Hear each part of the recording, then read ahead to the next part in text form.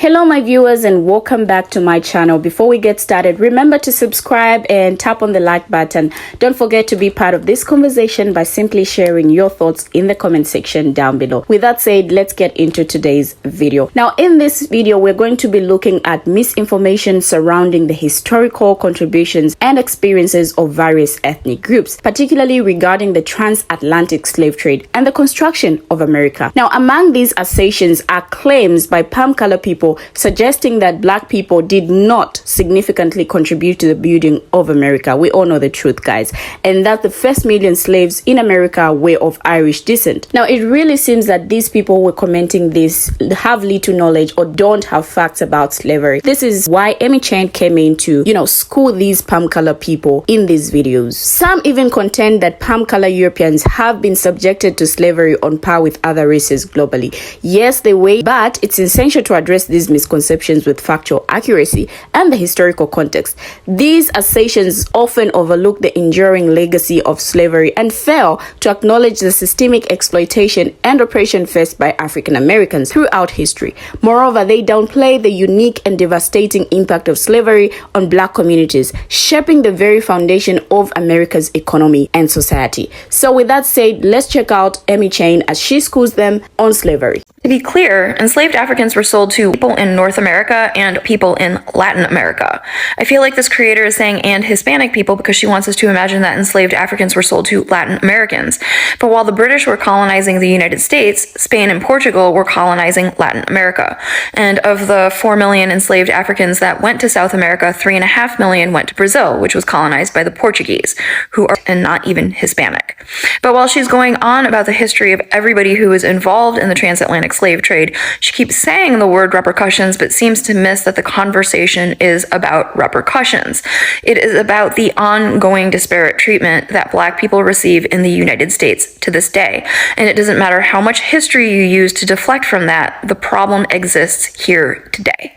Maybe someday people will learn that this argument is never the flex that they think it is, because first of all, who indentured the Irish who came to the American colonies as servants? The same people who forced enslaved Africans to the American colonies.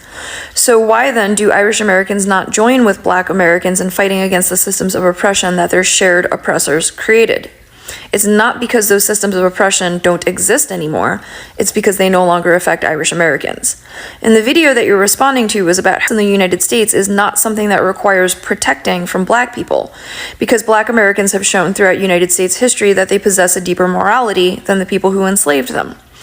So pointing out how Europeans have also been enslaved actually proves the point that they did not learn from their experience to do better and to not commit those same atrocities and worse against other people on the basis of race.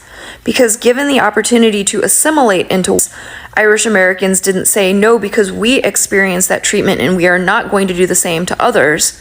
They jumped at the opportunity to become overseers, slave patrollers, and police officers. Oh, and by the way, was an occupation, not an ethnicity. And it wasn't even an exclusively European occupation. Another thing that drives me crazy about comments like this is the number of people who are completely comfortable with acknowledging that chattel slavery happened, know that reparations have never been paid, and minimize the contribution that it made to building the United States, because it's all.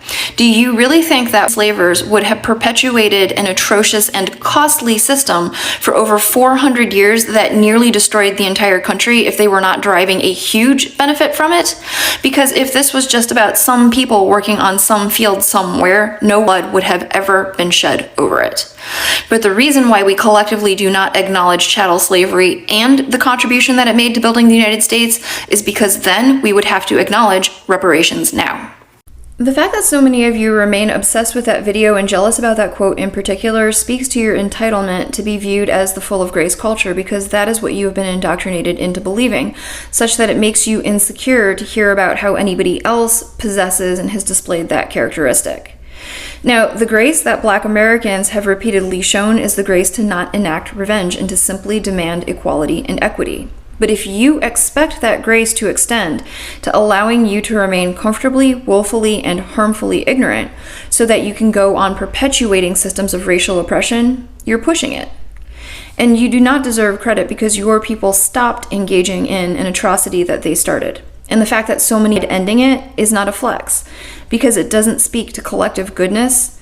It speaks to a collective willingness to harm one another for the right to go on harming others worse. And you certainly don't get to claim credit in a nation that enacted another century of Jim Crow and has yet to pay its debt, because if you want credit, there must be a taking of account first. Now, I bet with respect to reparations, you would say out one side of your mouth that you should not be held guilty for the sins of your ancestors because you did not participate in chattel slavery. Yet here you are out the other side of your mouth demanding credit for ending it. Now, just to add on what Amy Chain said, I want to dissect these assertions with factual accuracy. Let me start with the claim that Black people didn't significantly contribute to building America. The fact is that the labor of enslaved Africans played a crucial role in shaping America's economy and infrastructure. Enslaved Africans were forcibly brought to America to work on plantations, mines, and other industries. Now, they were central to the cultivation of crops such as tobacco, cotton, and rice, which formed the backbone of the Southern economy. Many enslaved individuals were skilled craftsmen and artisans who contributed to the construction of buildings, roads, and other essential infrastructure across the country. Secondly, the claim that the first million slaves in America were of Irish descent. Here's the fact. This claim is not supported by historical evidence to start with.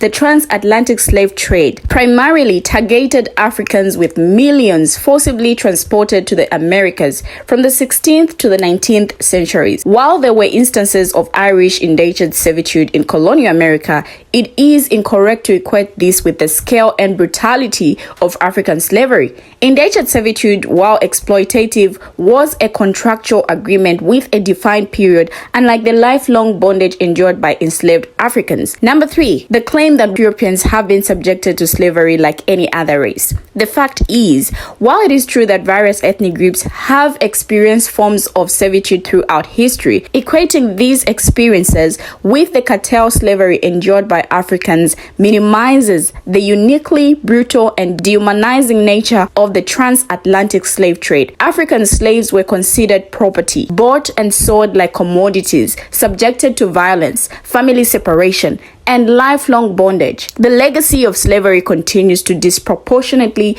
affect African American communities, with enduring social, economic, and systemic disparities rooted in centuries of oppression. These assertions perpetuate a distorted narrative of history that seeks to downplay the systematic exploitation and suffering of African Americans. Enslaved Africans were not only crucial to the economic success of America's economy, but also played essential roles in various other sectors.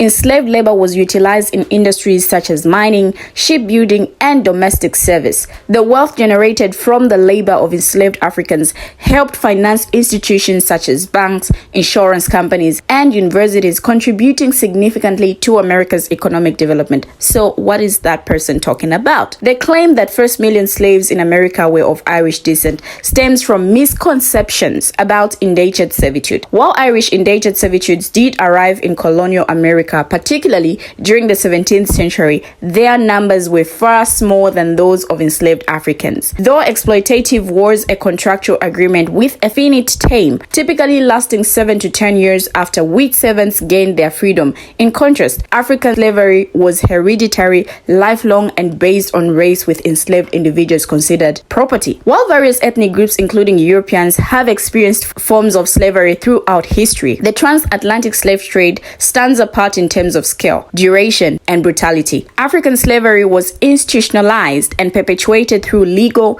economic, and social structures, leading to intergenerational trauma and systemic racism that persist even today.